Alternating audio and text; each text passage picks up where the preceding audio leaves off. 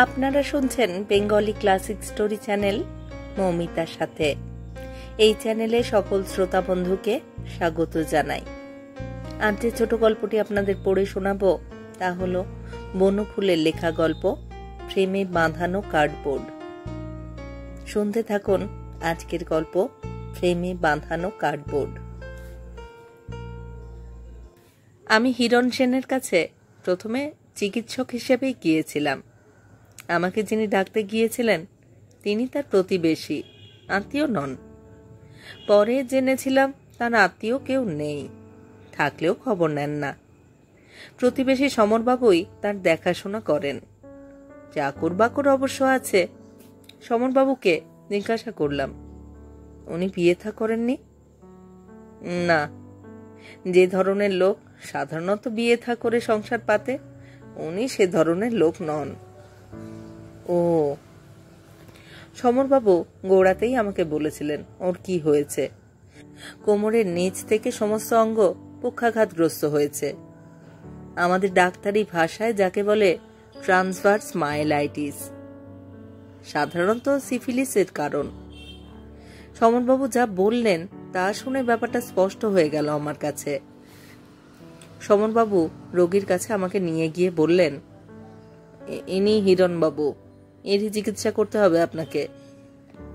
আমি তাকে পরীক্ষা করে দেখলাম, সিফিলিস বলেই সন্দেহ হলো। বললাম, রক্তটা একবার পরীক্ষা করানো দরকার। হিরণবাবু বলে উঠলেন, একবার কেন 10 বার পরীক্ষা করা হয়েছে। সমর, ওই ড্রয়ার থেকে রিপোর্টগুলো বার করে দাও তো ভাই। দেখলাম প্রত্যেকটা রিপোর্টেই একই বার্তা, রক্তে কোনো দোষ নেই।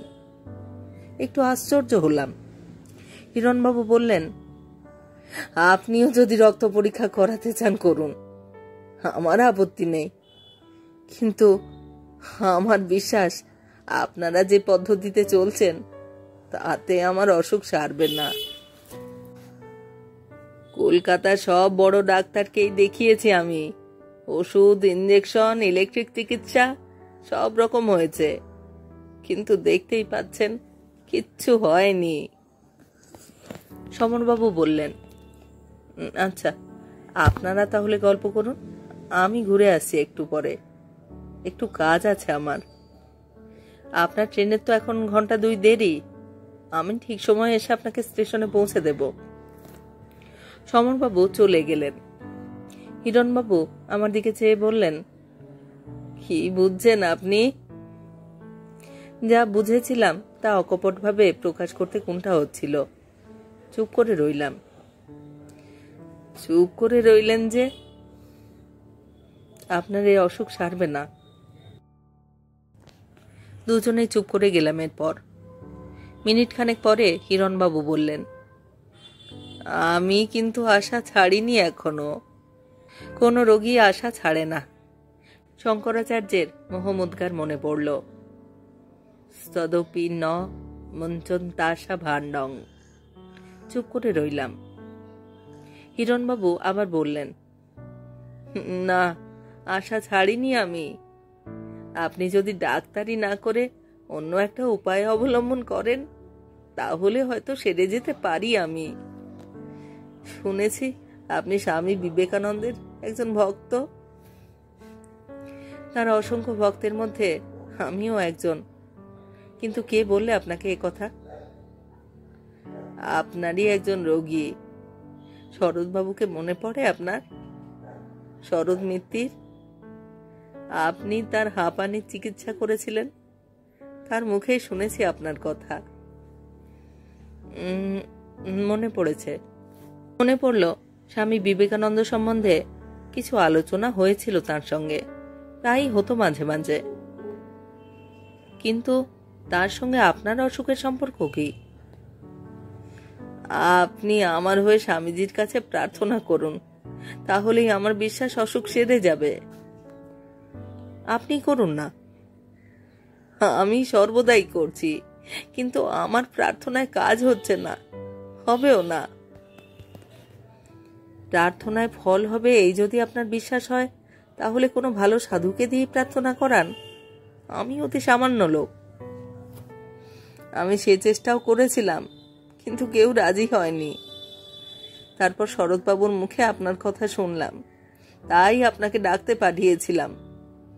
চিকিৎসার জন্য ডাকাইনি আপনাকে। তবে আপনি যদি ইচ্ছে করেন চিকিৎসাও করতে পারেন, কিন্তু আমার অনুরোধ, একান্ত অনুরোধ, প্রার্থনা করুন আমার জন্যে। যদি ভালো হই ওতেই হব, দয়া করুন আমার উপর। ঝরঝর করে কেঁদে ফেললেন হিরণবাবু। বলা বাহুল্য, খুবই বিব্রত বোধ করতে লাগলাম। সান্ত্বনা দিয়ে বললাম, ভগবান যা করেন মঙ্গলের জন্যই করেন। এই বিশ্বাস যদি আপনার সত্যি থাকে, তাহলে যা হয়েছে সেটাই হাসি মুখে মেনে নিন। চোখের জল মুছে হিরণবাবু বললেন, সেটা আমি মেনে নিয়েছি, কিন্তু আমার সবচেয়ে বড় দুঃখ, স্বামীজি আমাকে ছেড়ে চলে গেছেন।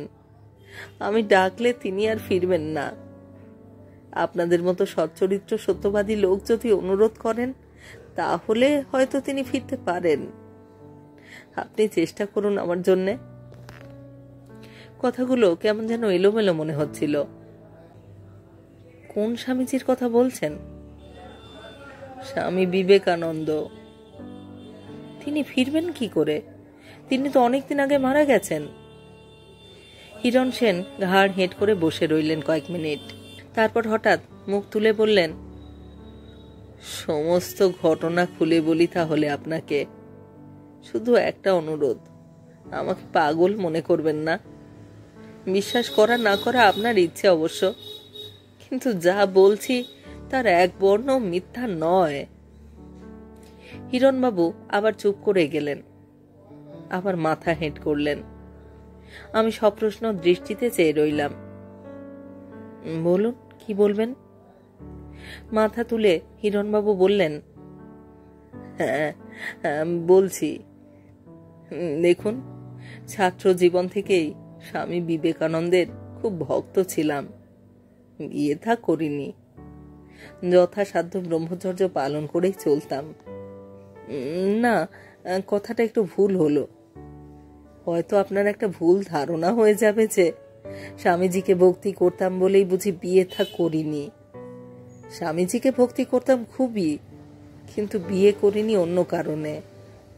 যে মেয়েটিকে আমার ভালো লেগেছিল তাকে আমি পাইনি।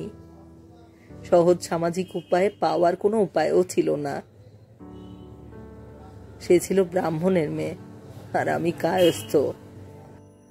শেফালিরও অনেকদিন বিয়ে হয়নি, কারণ তার মায়ের সঙ্গতি ছিল না বিয়ে দেবার। নিতান্ত গরিব বিধবা ছিলেন তিনি। আমি অনেকবার বিয়ের প্রস্তাব করেছিলাম, কিন্তু তিনি কিছুতেই রাজি হননি। এইভাবেই চলছিল। আমি দূর থেকে তাকে দেখে সন্তুষ্ট ছিলাম। একদিন হঠাৎ শুনলাম শেফালির বিয়ে হচ্ছে এক 60 বছরের বুড়োর সঙ্গে। শুনেই আমার মাথার রক্ত চড়ে গেল। শেফালির সঙ্গে বিয়ে হবে ওই বুড়োর? ঠিক করলাম, প্রাণ থাকতে তা হতে দেব না। টাকার অভাব ছিল না আমার। কলকাতা থেকে গুন্ডা আনালাম। বিয়ের রাত্রে, ঠিক বিয়ে হবার আগেই লুট করে নিয়ে এলাম শেফালিকে। নিয়ে এসে এই ঘরেই আটক করলাম তাকে। জিজ্ঞাসা করলাম, আমাকে বিয়ে করবে তুমি? শেফালি দৃঢ় কণ্ঠে জবাব দিল, কিছুতেই না। কায়স্থের সঙ্গে ব্রাহ্মণের বিয়ে হয় না। আমাকে এক্ষুনি ছেড়ে দিন। আমার তখন রোগ চড়ে গেছে, সংযমের প্রাচীরেও ফাটল দেখা দিয়েছে। বললাম, কিছুতেই ছাড়বো না। তুমি হয়তো জানো না, আসরিক বিবাহ আমাদের শাস্ত্র অনুসারে সিদ্ধ। আসরিক মতেই তোমাকে বিবাহ করব আমি। পৃথিবীতে কোনো শক্তি নেই যে আমাকে বাধা দিতে পারে। এই বলে যে আপনি ধরলাম তাকে। সে প্রাণপণে চিৎকার করতে লাগলো। তাকে বাঁচাতে পারে ত্রিসীমানায় এমন লোক সত্যি সেদিন কেউ ছিল না। যারা ছিল আমারই বেতনভোগী গুন্ডা। এরপর কি হলো জানেন? ঝনঝন করে একটা শব্দ হলো। ঘরের দেওয়ালে স্বামী বিবেকানন্দের যে ছবিটা টাঙানো ছিল, দেখি তার কাঁচটা ভেঙে চুরমার হয়ে গেছে। আর স্বয়ং স্বামীজি আমার সামনে দাঁড়িয়ে। রাগে থরথর করে কাঁপছেন। বজ্র নির্ঘোষে বললেন, পাষণ্ড, এক্ষুনি ছেড়ে দাও ওকে। আমার কোমরে একটা লাথি মারলেন, আমি পড়ে গেলাম। সেই থেকেই কোমর ভেঙে পড়ে আছি। হিরণ সেন থামলেন। তারপর শেফালির দিকে ফিরে স্বামীজি বললেন, এসো মা, তুমি আমার সঙ্গে এসো। শেফালিকে সঙ্গে নিয়ে বেরিয়ে গেলেন তিনি, আর ফেরেননি। ওই দেখুন, ফ্রেম খালি। এতক্ষণ লক্ষ্য করিনি, এবার দেখলাম দেওয়ালে প্রকাণ্ড একটা ফ্রেম বাঁধানো কার্ডবোর্ড ঝুলছে, ভিতরে ছবি নেই। নির্বাক হয়ে চেয়ে রইলাম ফ্রেমটার দিকে। শেফালির কি হলো? সেও আর ফেরেনি। অনেকে বলে সে গঙ্গায় ঝাঁপ দিয়ে আত্মহত্যা করেছে, কিন্তু আমি জানি স্বামীজি তাকে নিয়ে গেছেন।